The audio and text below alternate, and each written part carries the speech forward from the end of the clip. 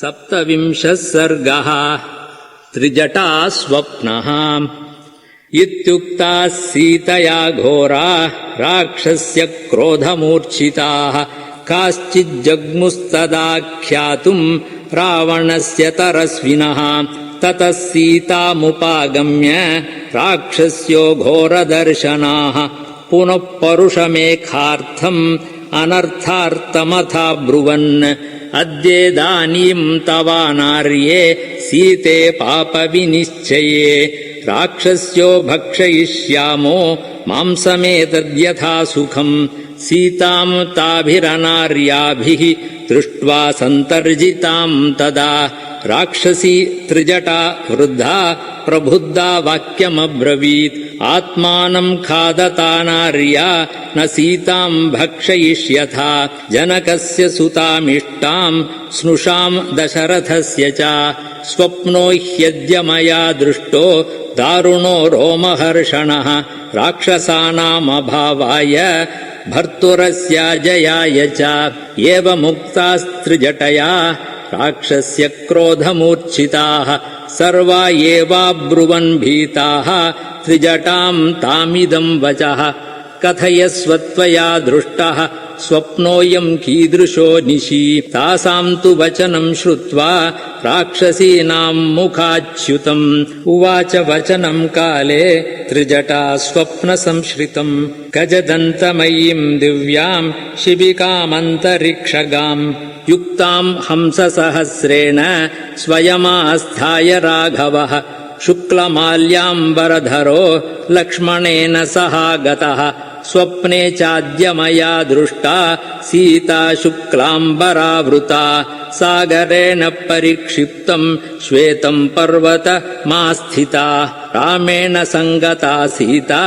भास्करेण प्रभा यथा राघवश्च मया दृष्टः चतुर्दन्तं महागजम् आरूढः शैलसङ्काशं चकास सह लक्ष्मणः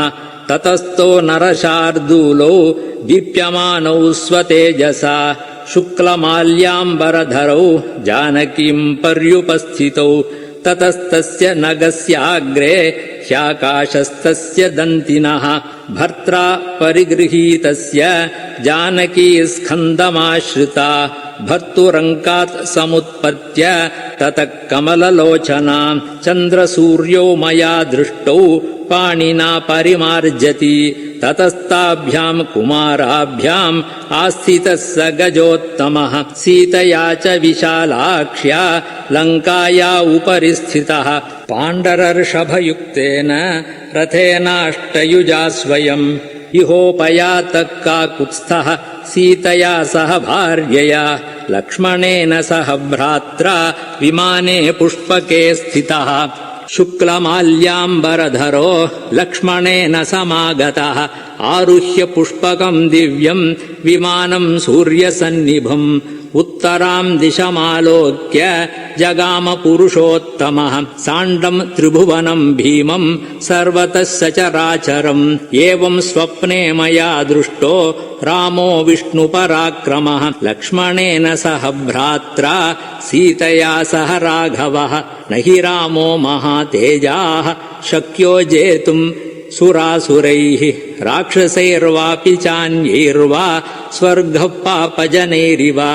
रावणश्च मया दृष्टः क्षितौ तैलसमुक्षितः रक्तवासाः पिबन्मत्तः करवीरकृतस्रजः विमानात् पुष्पकादद्य रावणः पतितो भुवि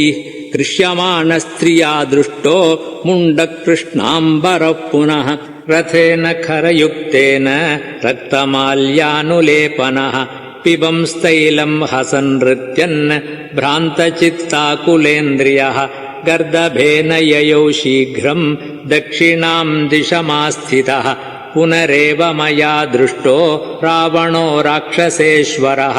पतितो वाक्षिरा भूमौ गर्दभाद्भयमोहितः सहसोत्थाय सम्भ्रान्तो भयार्तो मदविह्वलः उन्मत्त इव दिग्वासा दुर्वाक्यम् प्रलपन्मुहुः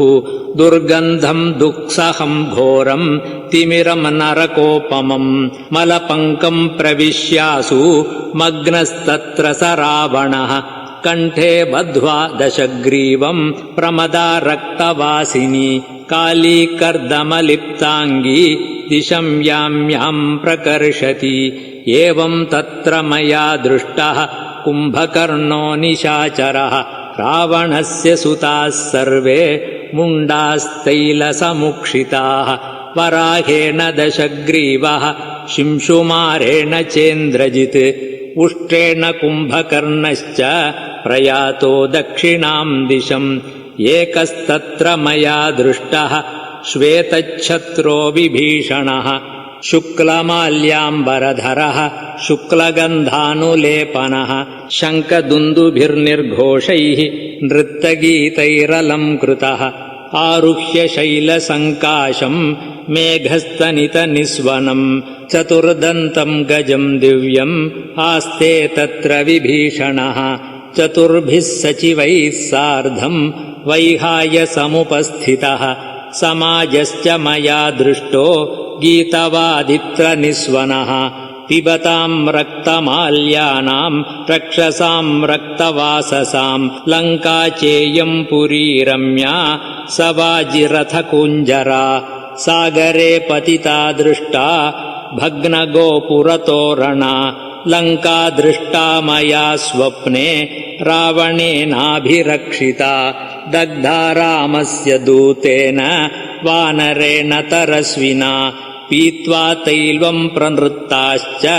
प्रहसन्त्यो महास्वनाः लङ्कायाम् भस्मरूक्षायाम् प्रविष्टा राक्षसस्त्रियः कुम्भकर्णादयश्चेमे सर्वे राक्षसपुङ्गवाः रक्तम् निवसनम् गृह्य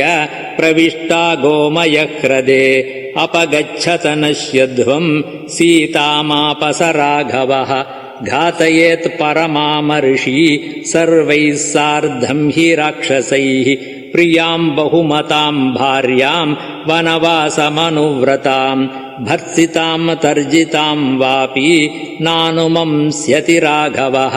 तदलम् क्रूरवाक्यैर्वः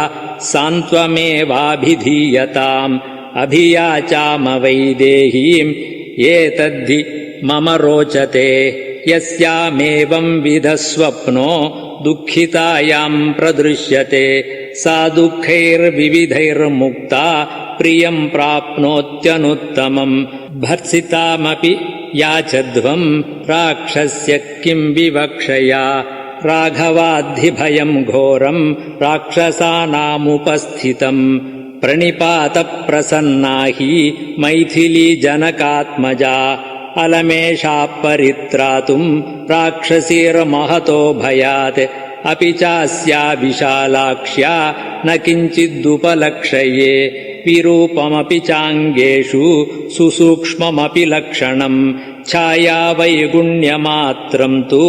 शङ्के दुःखमुपस्थितम् अदुःखार्हामि माम् देवीम् वैहाय समुपस्थिताम् अर्थसिद्धिम् तु वैदेह्याः पश्याम्यहमुपस्थिताम् राक्षसेन्द्रविनाशम् च विजयम् राघवस्य च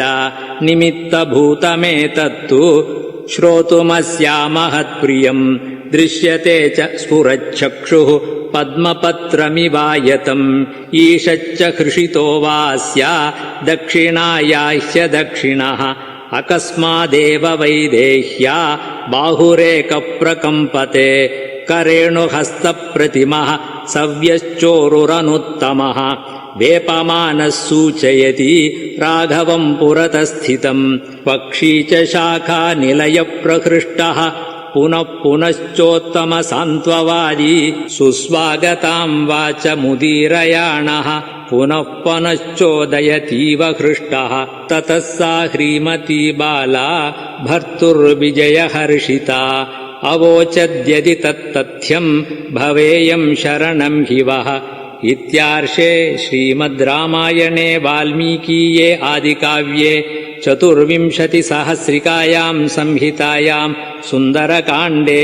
त्रिजटा स्वप्नो नाम 27 सर्गः।